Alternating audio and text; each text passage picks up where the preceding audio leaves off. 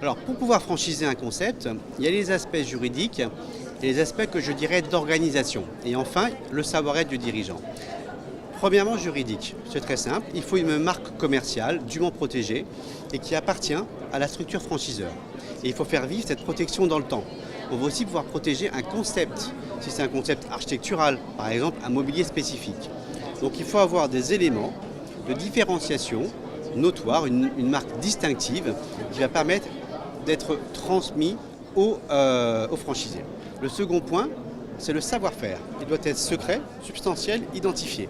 On doit pouvoir présenter à un candidat un ensemble de process, d'organisation, d'outils qui vont faire en sorte, tous ces outils, que s'il utilise la franchise, il ira plus vite et plus loin que s'il est un simple indépendant. Donc la marque, le savoir-faire et le troisième point, l'assistance continue. C'est-à-dire que l'assistance continue, on se doit en tant que franchiseur d'apporter une formation initiale, un accompagnement au démarrage et une animation tout au long du contrat de franchise.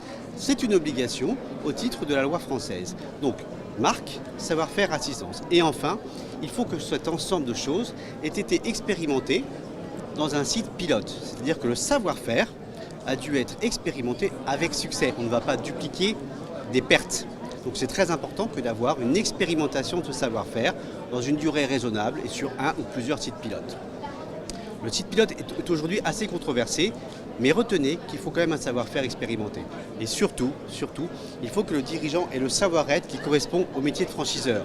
Le métier de franchiseur, c'est de la pédagogie, c'est de la générosité, c'est de la bienveillance, puisqu'on va accueillir des entrepreneurs qui vont représenter son concept là où nous ne sommes pas.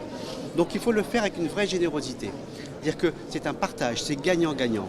Je pourrais conclure pour dire qu'un franchisé heureux égale un franchiseur très heureux.